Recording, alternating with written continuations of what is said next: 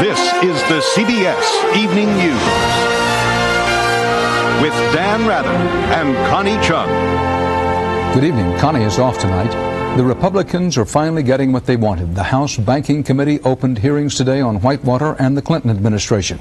What the Republicans are not getting is an opportunity to ask many of the questions they wanted to ask, questions that could embarrass the president.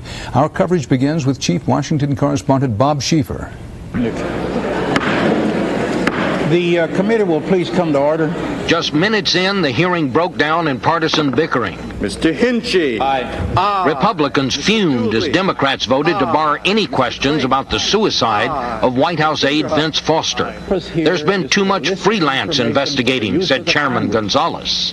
As I have said repeatedly ad nauseum, we're not here to prosecute anybody. The ranking Republican responded with a laundry list of Democratic faults. And of a great political party which has abandoned its open government tradition. It got so thick, even he soon tired of it. I will spare you some of this. Oddly, James McDougal, the Clintons' partner in the Whitewater investment, was among the spectators, but on Whitewater itself there was little new.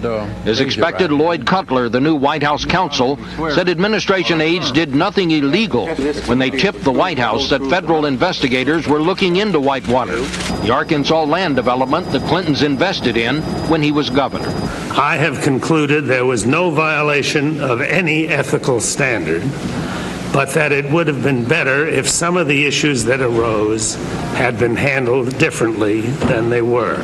For example, he said the president's old friend, Deputy Treasury Secretary Roger Altman, the official in charge of the agency doing the Whitewater investigation, feared conflict of interest and offered to step aside early on.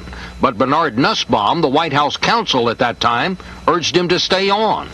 Bad advice, Cutler said. This discussion should not have taken place. But mostly it was just sniping back and forth, with Republicans demanding a much broader probe. If these ground rules applied to O.J. Simpson's trial, you couldn't ask him about the knife, you couldn't ask him about the glove, you couldn't ask him about the blood.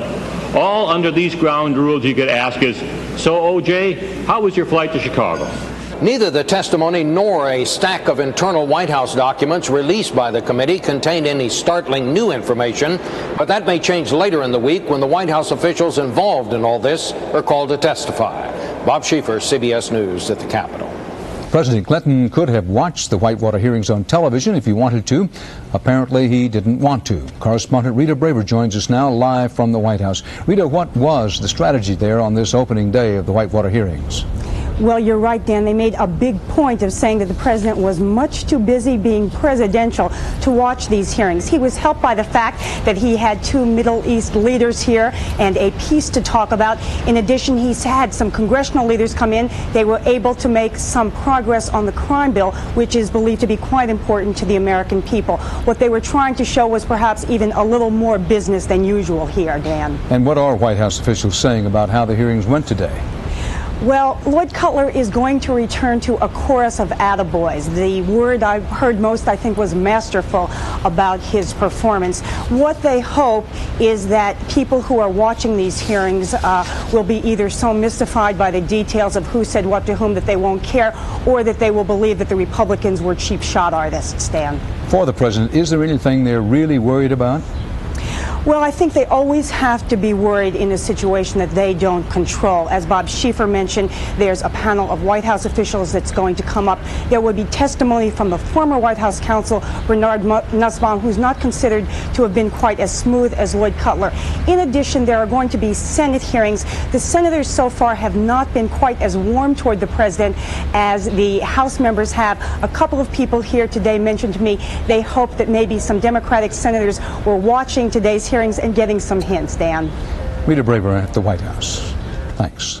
Now, back to Capitol Hill, where Jordan's King Hussein and Israel's Prime Minister Rabin made some more history today. They became the first two world leaders to appear together before a joint session of the United States Congress. Both men were applauded warmly as they reaffirmed their pledge to end 46 years of hostility between Israel and Jordan. The two also joined in condemning terrorist attacks aimed at derailing the still fragile Mideast peace process. Just hours before they spoke, a bomb exploded outside the Israeli embassy in London. CBS News correspondent Mark Phillips has that part of the story. The blast sent lunchtime crowds running as police sealed off the area. Would you all please clear this area? The Israeli embassy had been blasted by a car bomb which went off in a parking lot next door. A woman described as Mediterranean in appearance was seen getting out of the car just moments before the blast. 2 security officers who were approaching the car just as it exploded miraculously survived. 14 people were injured. Somehow, nobody was killed. I was on the telephone and suddenly there was an enormous bang and my ceiling just completely came down.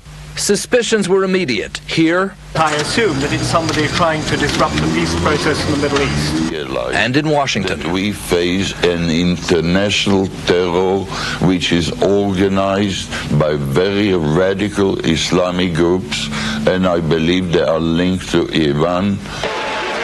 The explosion may also be linked to a devastating one at a building housing Jewish organizations in Buenos Aires last week. The death toll there has now risen to 95 and is expected to top 100. The hand of Iran is suspected there as well. And analysts have their theories why this is happening now. When there's such a huge change is taking place, those forces which are against that change know this is the time they have to strike because tomorrow it will be too late.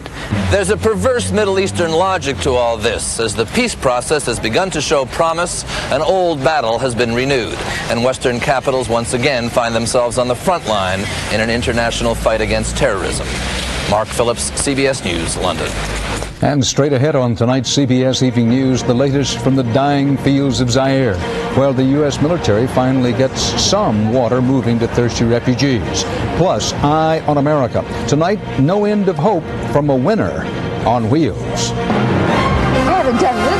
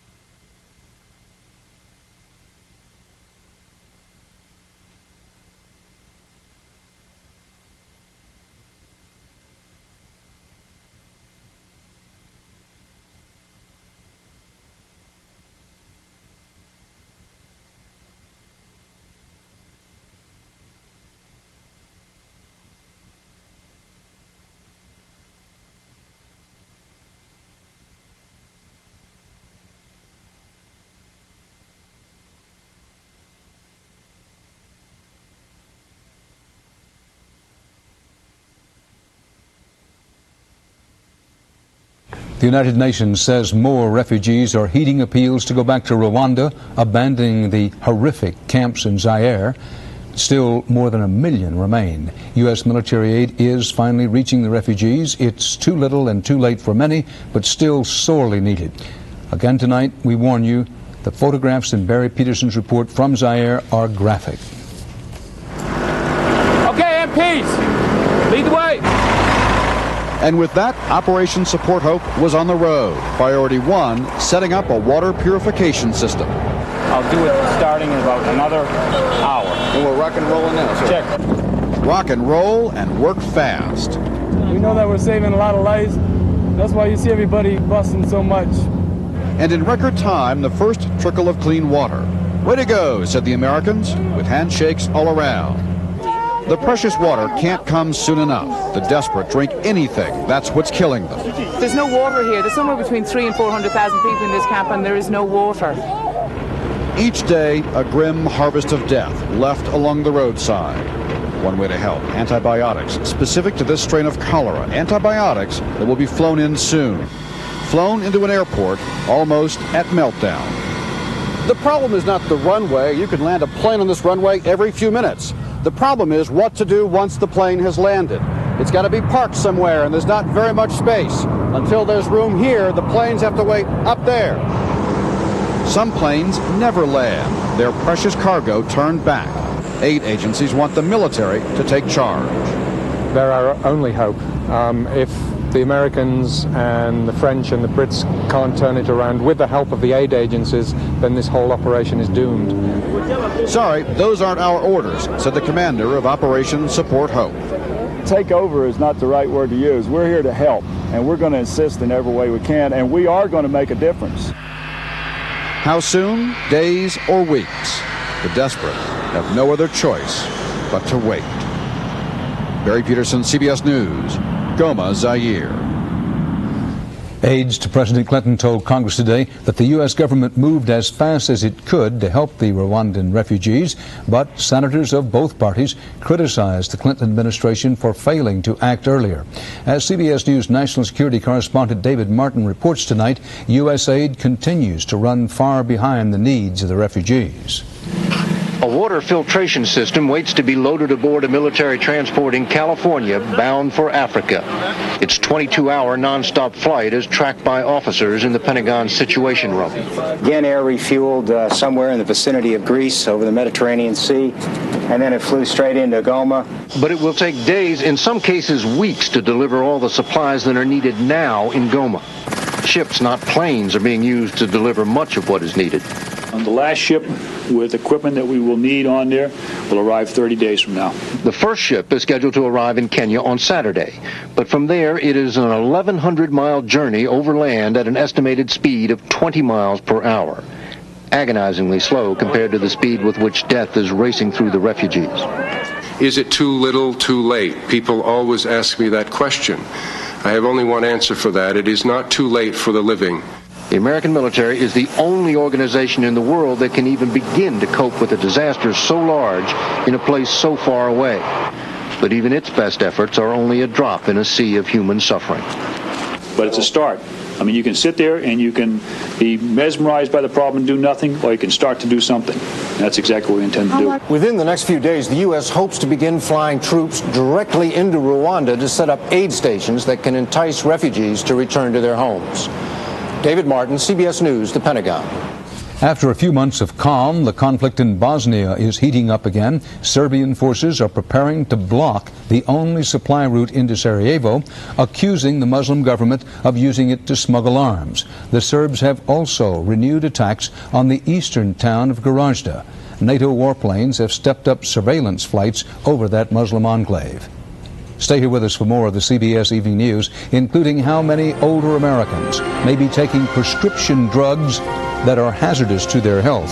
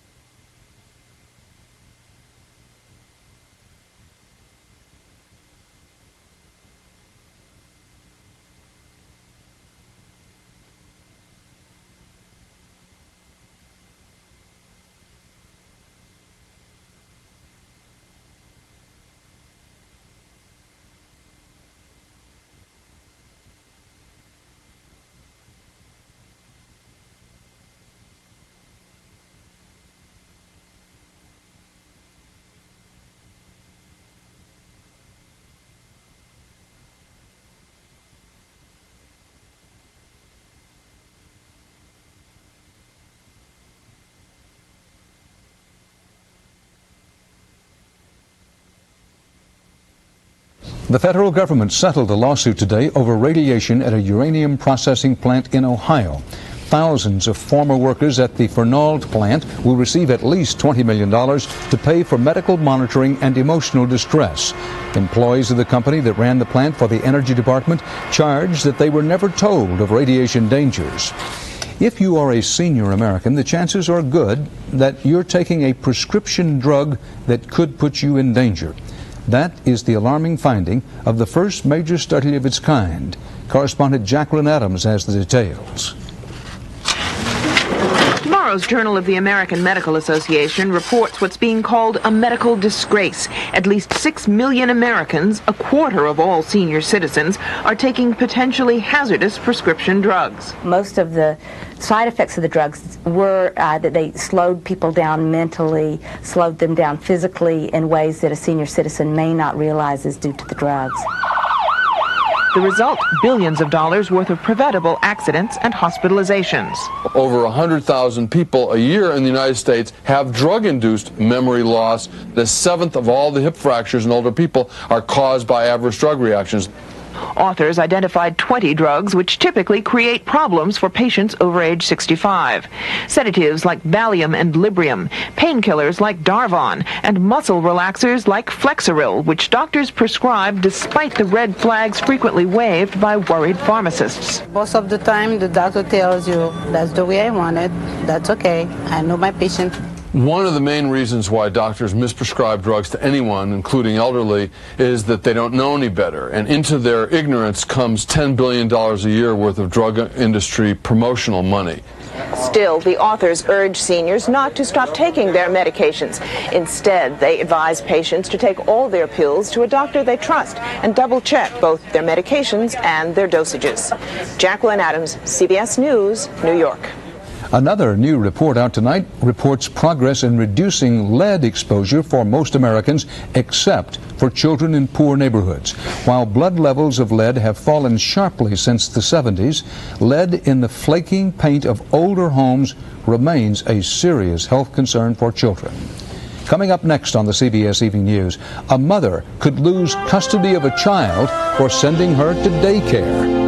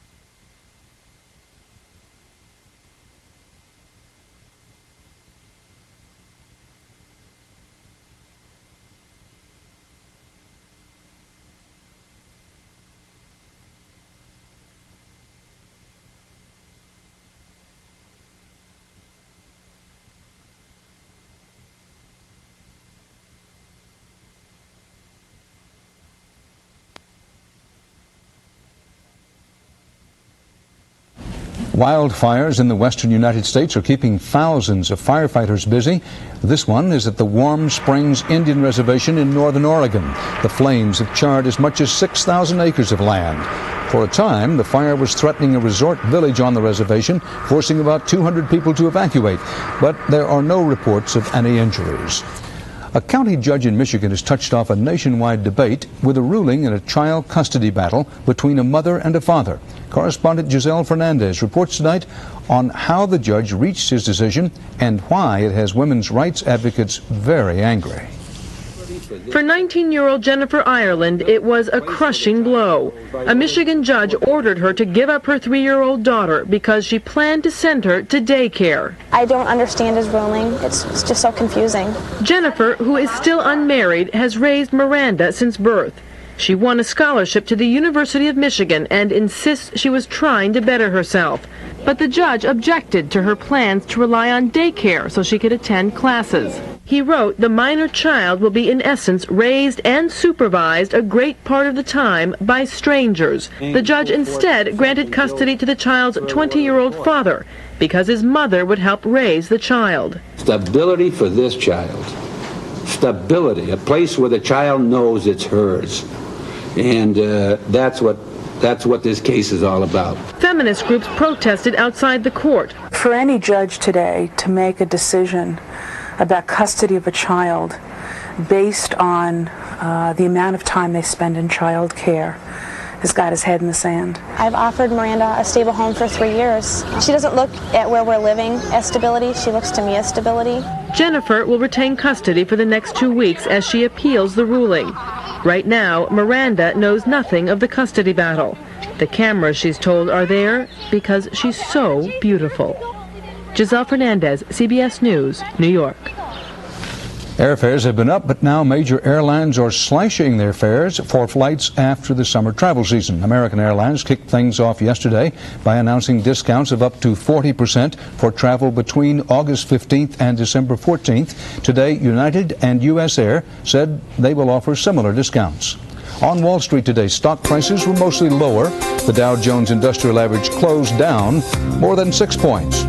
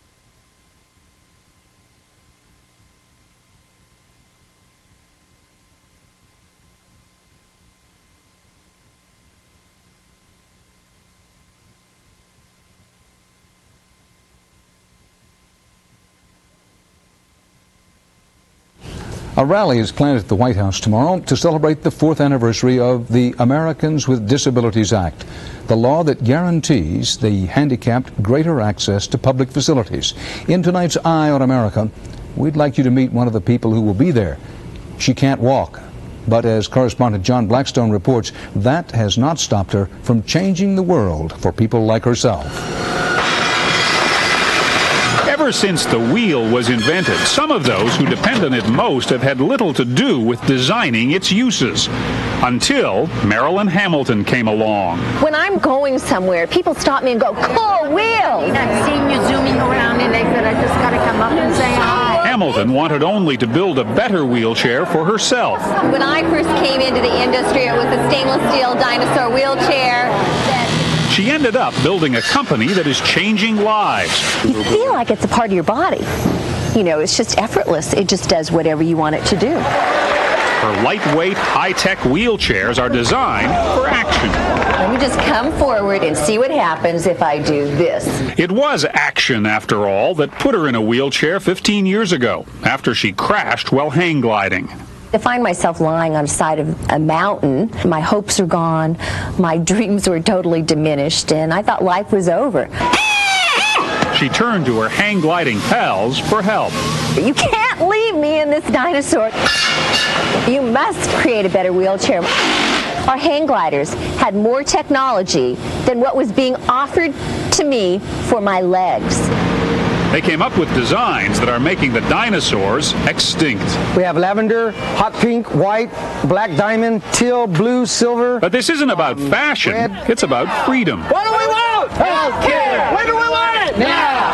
In the debate on healthcare reform, there are those who worry that cost cutters might declare all wheelchairs are created equal. Here at the Abilities Expo, manufacturers are showing a range of wheelchairs and equipment that allow a lot of people to do things they never dreamed of. He kicks. See now, I elbow to his temple. Marilyn Hamilton's company, Quickie Design, started something. Now many companies produce high-performance chairs that can cost more than $1,000. Our models up to $10,000. When you have an opportunity through equipment and technology to be adventurous, it's exciting, and you realize that you can get out and do anything you choose to do in your lives, and in the past it wasn't presented in that manner. Hamilton sells wheelchairs, of course. This just gyrated power wheelchairs into a whole new marketplace that we've never seen before. But she also pushes determination and dreams. A champion tennis player and skier herself, she's now busy promoting the 1996 Paralympics to be held in Atlanta following the Olympic Games. I know you can do it. For those growing up in wheelchairs, she started Winners on Wheels. There are now clubs in 15 cities. Mike Midkiff was one of the first members. Yeah, all right. Okay. I just told him you can't sit around and do nothing because you're in a wheelchair. Mike no longer just sits around. All right. Gene Hagberg's dream is to play tennis as well as Marilyn does. She's pushed me to do things, at least to try it once. He tried out for his high school tennis team and made it. I really believe that, if you build a dream, the dream builds you. Of all the things delivered on wheels, nothing is more powerful than freedom. I haven't done this before. In Fresno, this is John Blackstone for Eye on America. Great. Great. That's part of our world tonight. Coming up tomorrow on CBS This Morning, a first-hand report on UNICEF's attempt to save the children of Rwanda. Thanks for choosing CBS News. For Connie Chung and all of the professionals at CBS, Dan Rather reporting. Good night.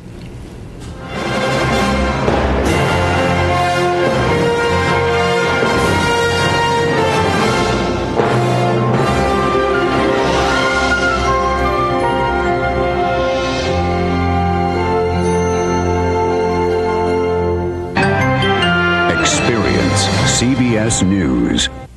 Kathy Jarrell is one of America's first women combat pilots. She flies this Apache helicopter. Interested? So are we. Eye on America tomorrow on the CBS Evening News. This is CBS.